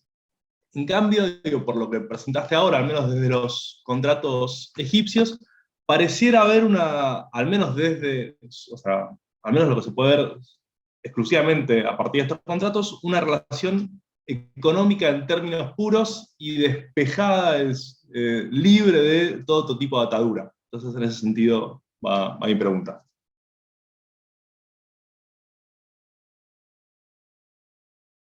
Bueno, gracias, Mauro. Bueno, mira, en realidad en lo que pude, o sea, yo elegí un archivo, ¿no?, que era este archivo de Laques, ¿no?, donde había estos documentos, ¿no?, que serán alrededor de 10 contratos, ¿sí?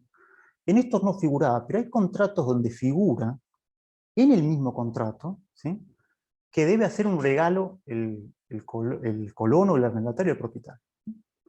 Que esto en la fuente literaria aparece sugerida, ¿no?, en Columela, ¿sí?, en Plinio el Joven, en Marcial, ¿sí?, que habla todo el tiempo de colonos que llevan regalos a los propietarios, ¿no?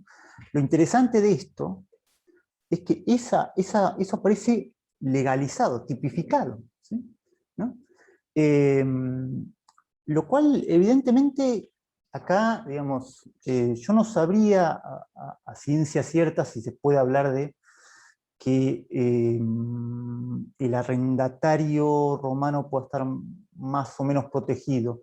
Lo que sí se podría deducir es que en el Egipto romano, una de las particularidades que tiene es que tiene una gran densidad de población, ¿no?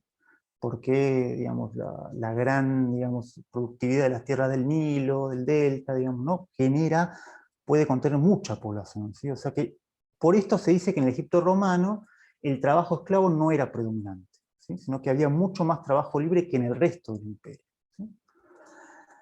Es probable, muchos autores siempre relacionaron el tema de cantidad de personas, cantidad de tierras, ¿sí?, mucha tierra, pocas personas, mayor fortaleza contractual del arrendatario.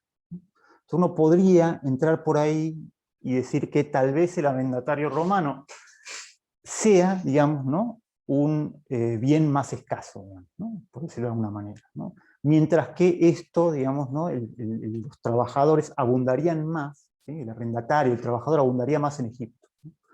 Siempre acá el tipo de contrato es muy lábil, ¿no? O sea, contrato de trabajo, contrato de arrendamiento, ¿no? Esas son concepciones modernas nuestras, pero en los hechos se van difuminando, ¿no? Esto es lo que también señalaba Carlos cuando analizaba esos contratos que señalaba Catón, ¿no? Son contratos de arrendamiento, son contratos laborales, ¿no?, y son una mezcla, ¿no? Entonces, a priori uno podría decir que tal vez el arrendatario romano tuviera una mayor fortaleza, ¿no?, en esa relación contractual. Pero imperaban, ¿no?, en ambos sectores esta relación más personal a veces. Pero bueno, veré más adelante si puedo seguir, digamos, para dilucidar esa cuestión, ¿no? Bueno, muchas gracias por la pregunta y la respuesta. Por ahora me queda está levantando la mano Damián Fernández, y luego tenemos una pregunta por el chat. Pasemos primero a Damián, que ahí le estoy habilitando el audio, a ver si puede hablar. Sí. Sí, hola. ¿Qué tal? Tenía una pregunta para Carlos. Y es una pregunta en relación al trabajo no esclavo. Me dio la impresión, viendo lo que presentabas vos, que había, y por no solo el texto, sino tu explicación, que había bastante lenguaje contractual en estas presentaciones. Y quería preguntarte si este tipo de descripciones que realizan los agrónomos no está relacionado también con no solo con una descripción del mundo laboral, sino con una promoción de ciertas relaciones contractuales en situaciones donde tal vez predominaban relaciones consuetudinarias hasta entonces, que tal vez fueran más favorables para los jornaleros, como lo llamas. Yo no sé si esto se puede relacionar con el desarrollo del derecho romano contractual en los siglos II y I antes de la era común y el ius honorarium. No conozco muy bien eso y quería preguntarte si vos tenías algunas ideas al respecto. Gracias. Hola Damián, un gusto verte. Gracias por la pregunta. Sí, está relacionado con la cuestión del derecho, porque diferencia al tema de la local. Si bien no es claro en qué momento, digamos, aparece la forma legal de la locatio conductio. O sea, nosotros tenemos referencias a esta, digamos, que vendría a ser el tipo de contrato que establece la manera en que se organiza el vínculo entre arrendador y arrendatario, o la prestación de trabajo entre un especialista y alguien que lo contrata, o el contrato, digamos, de una obra de trabajo terminada a futuro, ¿no? Como uno dice, bueno, contratás a un albañil para que me haga una pared. Entonces, bueno, ese tipo de contratos es lo que entran dentro de la categoría del locatio conductio, y obviamente las de tierras, no solamente de fuerza de trabajo. Aquí hay discusión de los especialistas del derecho, que obviamente a mí me excede completamente. Hay algunos que opinan que ya en la época de Catón estaría desarrollado, pero la mayoría piensa que no. Y que justamente es por la forma en que Catón plantea este tipo de vínculos, la misma manera en que él las plantea, son un indicio de que no existen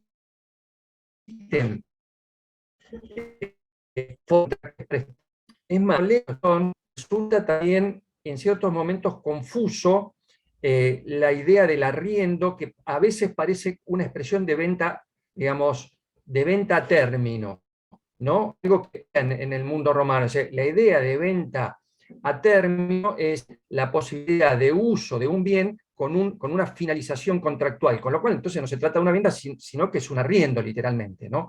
Y con condiciones para la forma en que se devuelve ese bien, etc. Entonces esto está cruzado por la cuestión legal, evidentemente.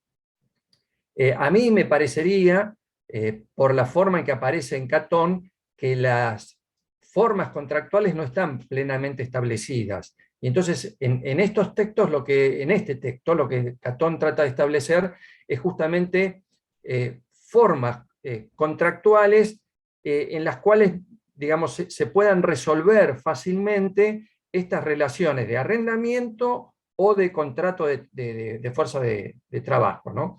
Porque, bueno, de la misma manera que aparece el contrato de recolectores para los olivos, también aparece el arriendo de una pastura, ¿no? Y ahí es interesante porque ahí plenamente aparece la forma prácticamente de venta a término. Entonces, la cuestión jurídica está allí plena. En el siglo I es cuando aparentemente la mayor parte de los historiadores del derecho entienden que se desarrolla el contrato de locatio conductio de manera más formal, que ya aparece después en los códigos romanos, retomado de la época republicana. Entonces allí es más claro la forma en que se organiza la relación entre el que da el bien y el que lo arrienda. Por eso en Varrón, a pesar de que el texto de Varrón no es igual que el de Catón, en la forma en que él trata el tema de la administración de la finca, en Catón, en Varrón, digo, no aparecen estos espacios grises en cuanto a la cuestión del trabajo, pero él no entra especialmente en el tema del tratamiento de las relaciones laborales, aunque sí en general de la administración de la finca, ¿no? Bueno, qué sé yo, es complejo. En Columela, ya digamos, en la época del Principado, es distinto, porque ya hay como un tratamiento, podría decir, hasta más técnico de la cuestión, más claramente, y bueno, mucho más lo que aparece en el área que toma Marcelo. Aprovecho para decir que está perfecto lo que dijo Marcelo, lo único, no hay ningún contrato para el área occidental, aunque sí es claro que existen contratos de arriendo y a colonos, a partir de otro tipo de textos, como las cartas de Plinio, donde se puede ver exactamente que sí, que hay arrendamiento de tierras, del tipo de las que describe Marcelo, ¿no? a pequeños arrendatarios, más allá de que no existen contratos, no tengamos contratos a la vista. No sé si con esto contesto, Damián. Bueno, gracias, Damián, por la pregunta, Carlos, por la respuesta. Bueno, por ahora estamos un poco sobre el final, pero tampoco falta tanto. Quedan por ahora 2 preguntas más, una del chat de acá, que ya lleva un tiempo, y otra de Facebook, que ingresó hace poquito.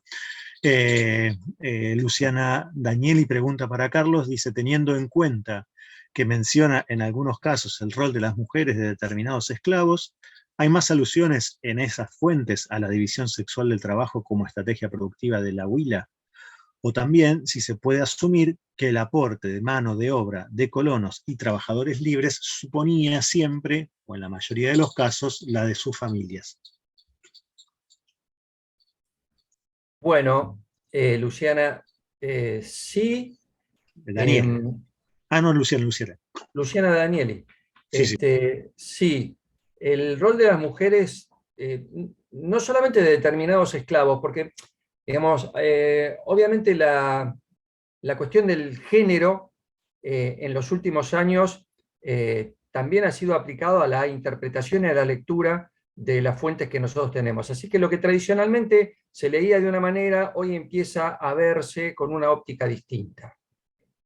Al punto que, digamos, hay algunos autores o autoras que plantean que el caso de la administradora, por ejemplo, que aparece en algunos de los textos de los agrónomos como un personaje central para el control de los esclavos, de la cocina, que, digamos, en la cual se organiza la vida social de la villa, etcétera, etcétera, que en general ha sido pensada como la mujer del Wilicus, en algunos casos hoy es pensado como una persona independiente, o sea que no necesariamente debería ser la mujer del Wilicus, sino una huilica, y esta huilica sería una persona específica, una mujer que se encargaría de ciertas tareas de administración en la huila, que no necesariamente fuera la mujer del mayordomo. Esto para dar idea de cómo esto puede alterar la perspectiva del análisis de la fuente. Después, la cuestión de la división sexual del trabajo, yo le pondría un signo de interrogación, porque las mujeres no aparecen haciendo algunas cosas, pero de hecho, cuando uno en épocas distintas ve cómo se realiza el trabajo agrícola, ve que las mujeres están comprometidas en muchos aspectos de las tareas agrícolas propiamente dichas. En la huerta, especialmente, pero también a veces en el deshierve o en algunas tareas que no necesariamente impliquen una carga pesada de trabajo, pero incluso las fuentes ya saliendo de la época antigua, las fuentes sobre las plantaciones norteamericanas demuestran que las mujeres incluso conducían el arado en las plantaciones esclavistas. Mujeres esclavas, ¿no? Es decir que esta diferencia sexual del trabajo, digamos, sí aparece, pero no necesariamente habría que ser demasiado esquemático para pensarla. Digo porque yo hice una referencia al hecho de que las mujeres cocinarían para los pastores, los acompañarían, etc., ¿no? Entonces ahí claramente hay una división sexual del trabajo, pero no me queda claro que siempre se establecería de la misma manera, porque de hecho el mismo Barrón, yo puse un fragmento donde dice que los niños y las niñas acompañan a los rebaños menores que vuelven a la noche a la villa. Es decir que ahí está habiendo una indiferenciación sobre el trabajo. Y bueno, en general, la cuestión de los colonos y trabajadores libres que estarían comprometidos con el trabajo en la villa, claro, sí, probablemente fueran unidades familiares. Seguramente los colonos arrendatarios son, como se deduce también de algunos textos de Marcial, por ejemplo, donde aparece la referencia al papel que cumplen las mujeres de los colonos, haciendo algunas comidas especialmente para agasajar al patrón en días festivos, algo que recién señaló Marcelo también.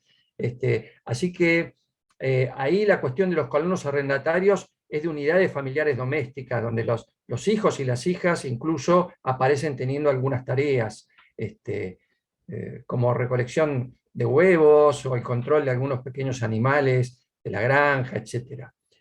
Así que hay una vida muy activa de las mujeres en el campo, en el ámbito rural. Y no hablo del tema de los textiles, donde es todo un área de la producción dentro de las Wilae, que es muy importante, pero de la cual quedan muy pocos datos arqueológicos, porque los únicos restos que hay son las pesas que se usaban en los telares. Pero en la mayoría de las fincas se encuentran pesas, sobre todo de las grandes, lo cual indica que había una producción textil que hay que pensar que era o para el abastecimiento de la fuerza de trabajo interno, o a veces incluso para la venta en las áreas urbanas cercanas. Y en general son las mujeres esclavas las que se dedicaban a esta producción, que no necesariamente hay que pensar como un ingreso menor para los recursos de la villa. Bueno, muchas gracias, Carlos. Y bueno, por ahora tengo una pregunta más de Facebook, que bastante vinculada con esto que venías hablando, porque Juan Gerardi dice, buenas tardes, bueno, quería destacar las comunicaciones que resultaron muy interesantes, y se aprovecho este espacio para consultar a Carlos y a Marcelo si encuentran significativas las diferencias de sexo y edad en la organización del trabajo libre y esclavo por un lado, y en los intercambios que suponen los contratos de arrendamiento por otro. Bella, muchas gracias.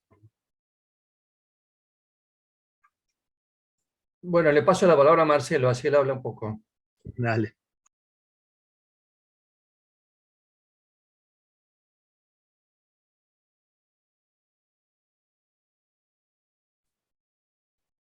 Está muteado.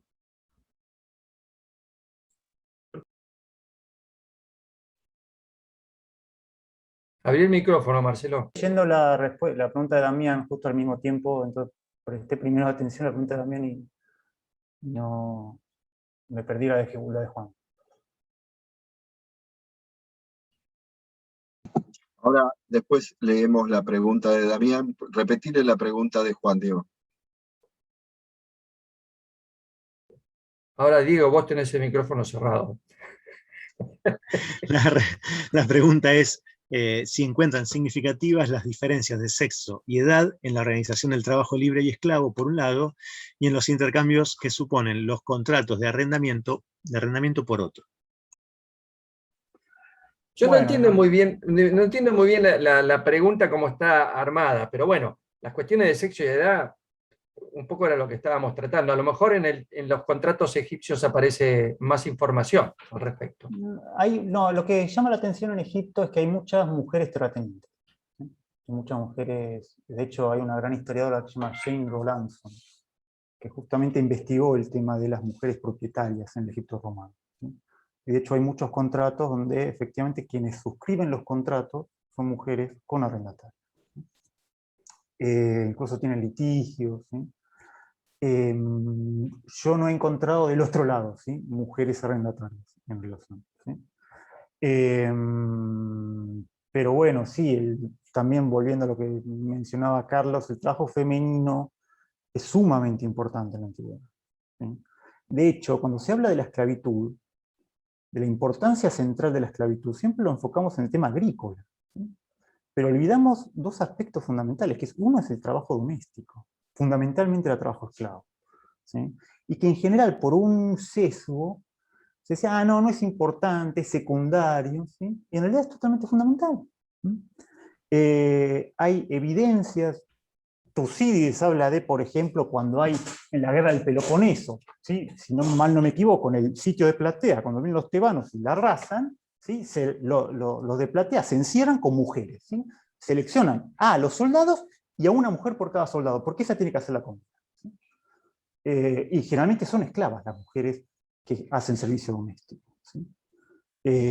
Entonces, el rol de la mujer es muy importante.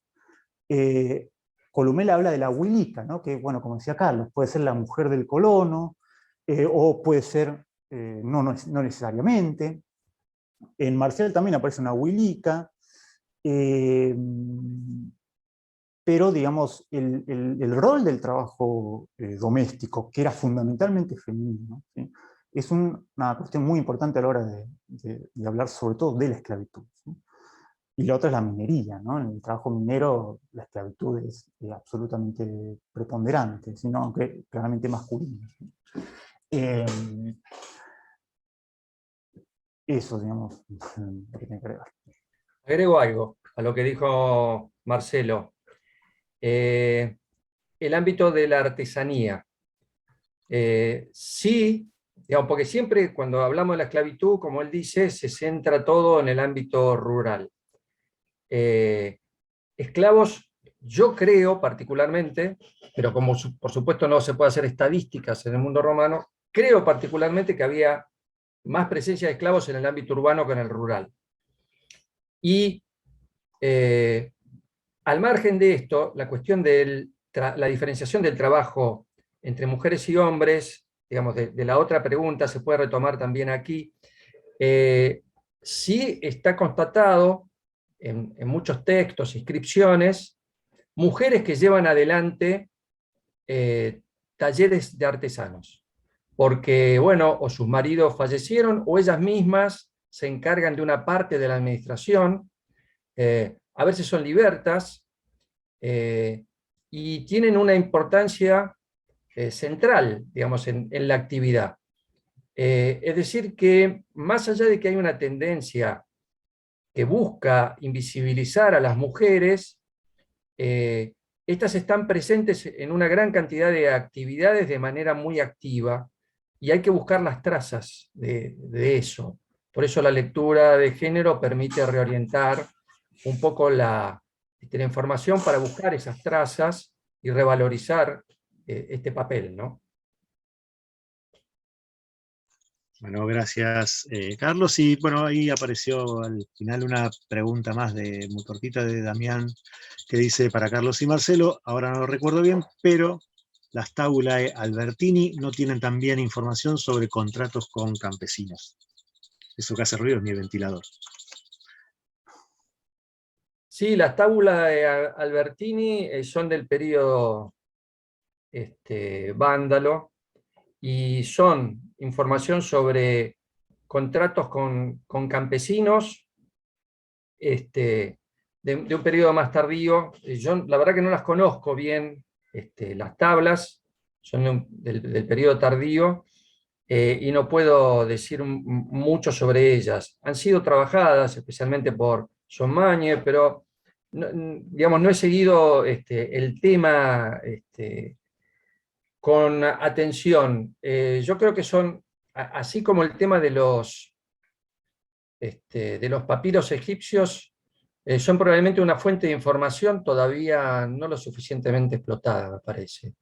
Pero bueno, son de una, digamos, acá el tema que trabaja Marcelo es una muestra interesante de esto. En general ha habido una tendencia a centralizar el estudio en Italia.